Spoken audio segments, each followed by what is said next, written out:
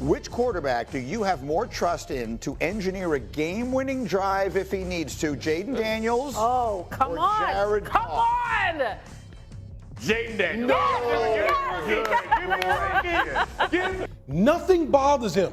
Rex, he's just a cool, calm cat out there. This dude accounted for 87% of the offense. They had no running game. It was all on a young rookie quarterback on the road. The kid is absolutely ridiculous. And, like, there's no heartbeat. Like you said, there's no heartbeat. Right. Like, this guy is what you call a hired killer. I mean, is Jayden Daniels the best rookie quarterback ever? His quickness, his smarts. I mean, in the red zone, I'm looking at this. On 4th down tonight, his passer rating was 103. That's just incredible. Last year, we had a pretty incredible rookie season out of CJ Stroud. But only one season later, Jayden Daniels has already outperformed him. The Washington Commanders rookie is the new sensation around the league. But there's so much more to his story. So how exactly does the Slim Reaper from California end up transforming the Washington Commanders into a Super Bowl contender in a single season? Let's run it back. Just a few years ago, Jayden Daniels' career looked like it might have been over. Many remember the standout season at LSU, and we'll get to that, but Daniels very nearly never made it to the NFL. He was a 4-star recruit out of San Bernardino, California, with an impressive resume as a dual-threat quarterback. Offers came in from USC and UCLA on the West Coast, but Daniels had caught the eye of scouts countrywide, and the likes of Alabama, Georgia, Florida, and many more were trying to lure him to their programs too. He led his high school team to 2 in-state championships while showing his grit, having played through a broken finger on his throwing hand. As we've come to see from Daniels in the NFL, there was no breaking this kid.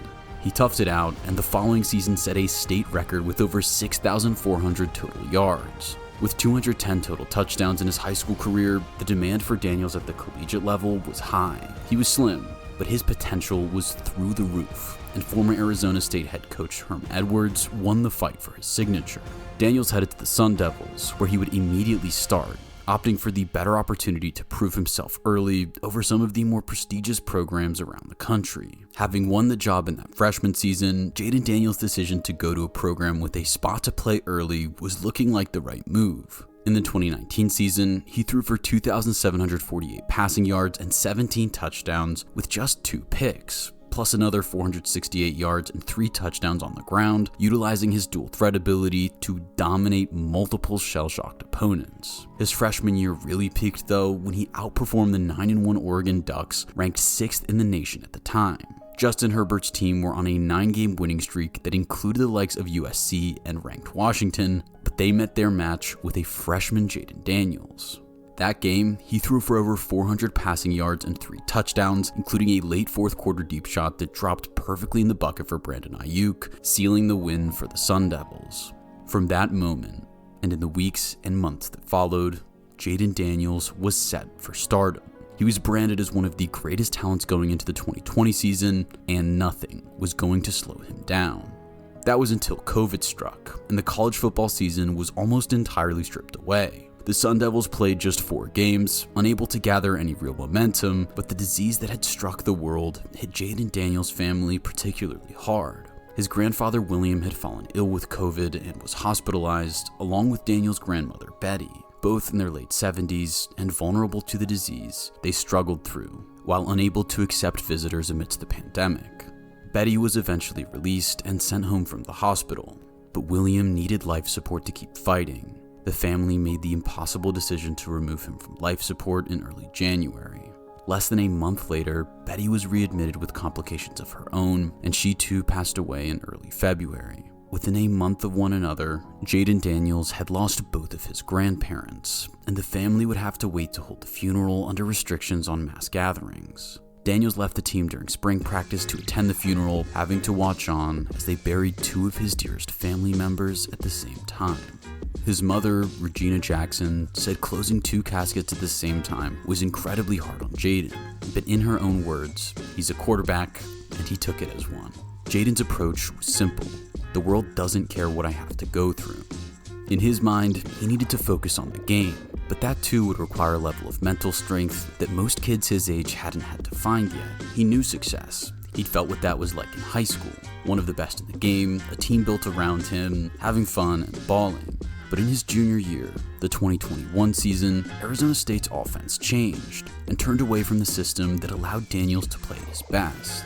On top of that, Arizona State was stealing the headlines for all the wrong reasons. They'd broken a lot of rules, and the former head coach of the Las Vegas Raiders, Antonio Pierce, was at the forefront. During the COVID pandemic, Pierce and several of the staff at ASU had been tapping up recruits and paying unethical expenses like flights for them during the recruiting dead period, as well as taking recruits' parents to gentlemen's clubs, taking potential players to shooting ranges, and generally taking a very aggressive approach to bringing in new players. The allegations were heavy, and the investigation got serious. Antonio Pierce took the brunt, with head coach Herm Edwards taking a pretty hands-off approach while allowing Pierce free rein to run the show. The results were ugly. ASU lost 5 games, and had the 6 that they won vacated thanks to the investigations. They were dark days at the program, and Jayden Daniels' potential was being overcast by a miserable stretch of foul play on campus. It was after that season that Daniels opted to transfer. He'd had a down year, and the glimmer of stardom felt following his freshman campaign had been almost entirely forgotten. He threw just 10 touchdowns in that March 2021 season, but a new opportunity presented itself at LSU. It was a chance for a new start for a young man who felt that he could compete at the very top, but had faced some of life's toughest challenges in recent times. Adversity had hit him hard, losing 2 members of his family to COVID, and then having football fire back at him at a time when he needed it the most. The papers told very different stories about him, now looking to make a comeback with a new program. Now in his 4th year, this would be Jayden Daniels' last shot in college. Either he made it work with the Tigers, or the NFL dream might have been over. To fight back from everything he went through and show the resilience to learn and adapt all over again at a new school was sensational. In his first year at LSU, Daniels threw 15 touchdowns and just 2 picks, but this time he ran for another 11 scores on the ground. The Tigers had momentum, and in the 2023 season, they unleashed their potential. In his second year with Mike Denbrock as the team's offensive coordinator, Daniels was more comfortable than ever. He understood the offense, he had chemistry with his receivers, and the offense got rolling. Daniels threw 5 touchdowns in week 2, granted against Grambling, before several unforgettable performances against some of the SEC's top programs. In week 5, he put up 414 passing yards and 5 touchdowns against Ole Miss before throwing another 3 TDs the following week against Missouri. Even on the road at Alabama, Daniels executed at a high level, with 219 passing yards and 2 touchdowns, 1 pick, and a stunning 167 yards and a touchdown on the ground to boot. The Florida game was more of the same, but the Gators defense had no answers for Jayden Daniels' dual threat ability. So overly concerned with Malik Neighbors and Brian Thomas Jr. as Daniels' top 2 receivers, he had a field day running the ball, posting 237 rushing yards and 2 touchdowns on the ground as the Tigers blew past one of their biggest rivals. Daniels went from an Arizona State outcast to a Heisman winner at LSU, betting on himself under Brian Kelly and coming out on top. His 40 passing touchdowns in a season is second only to Joe Burrow's incredible 2019 season, while also ranking second all-time in total yards of offense in a single campaign. That 5th and final year of college ball gave Jayden Daniels the chance he so desperately needed to prove to NFL scouts that he was capable of leading a franchise. Without it, he would never have been given a shot by the Washington Commanders with their 2nd overall pick. Daniels might have snuck into the league as an undrafted free agent or a late-round talent, but the 2023 season propelled him from the shadows right into the 1st round. The Commanders, so desperately seeking their future at the position, drafted him under the new control of GM Adam Peters and head coach Dan Quinn. Both newly appointed, the new-look front office and coaching staff were aiming to put their own stamp on the franchise, and Jayden Daniels was their guy. Had they had the number 1 pick, they still would have drafted him, with Peters beaming from ear to ear in the post-draft press conference.